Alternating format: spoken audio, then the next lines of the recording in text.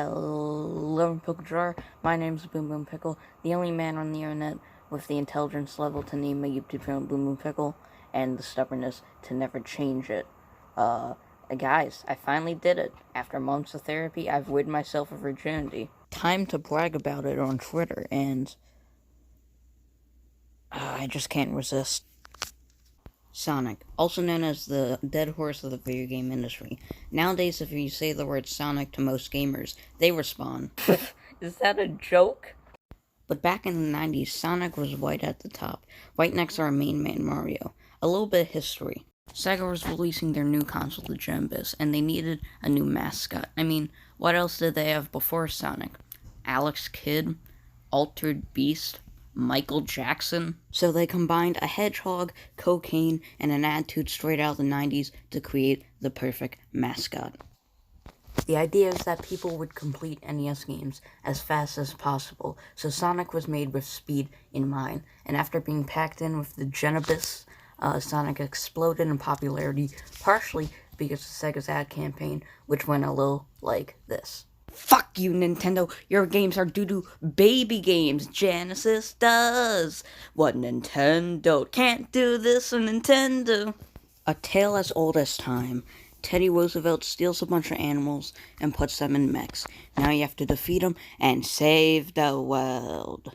We load into the game and I think Sega made like 50 new colors of the rainbow because this game looks and sounds like heaven. It's just so colorful and sublime. And the music, oh my god, the music. Play this at my funeral and I swear to God I'll wake up, climb out of the casket, slap you in your face and say, now that's what I call music. Sonic also controls really nice. A bit too floaty for my taste, but still feels pretty good. And Sonic doesn't have a one button.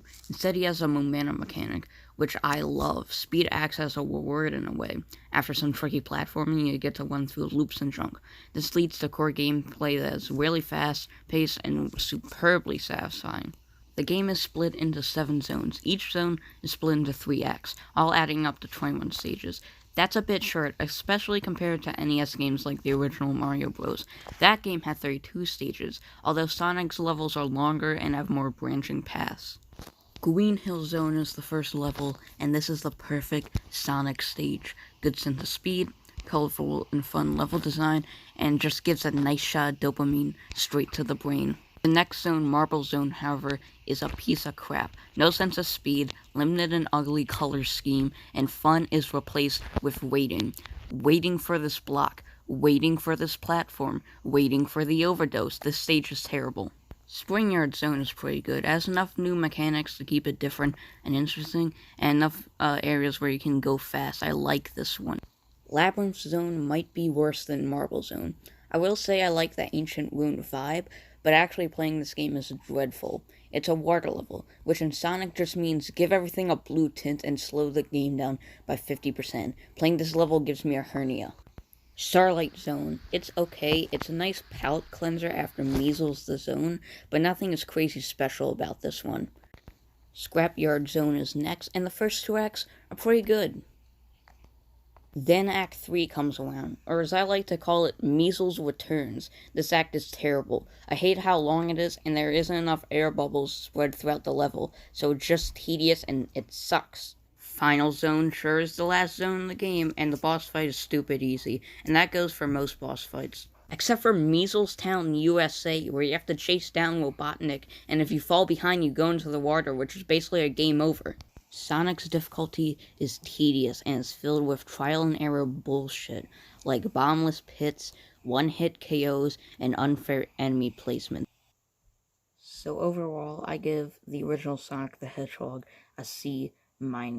It's not the best game, it's not too bad, but it's also not too great. I'd be lying if I said I didn't enjoy it. However, it does have a lot of glaring issues in its level design, difficulty, and length.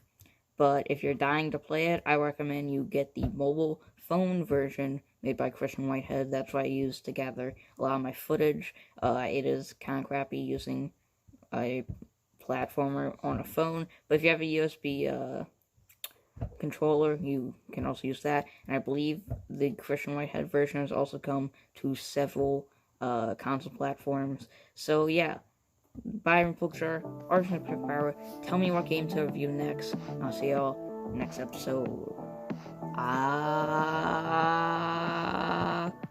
Bye bye.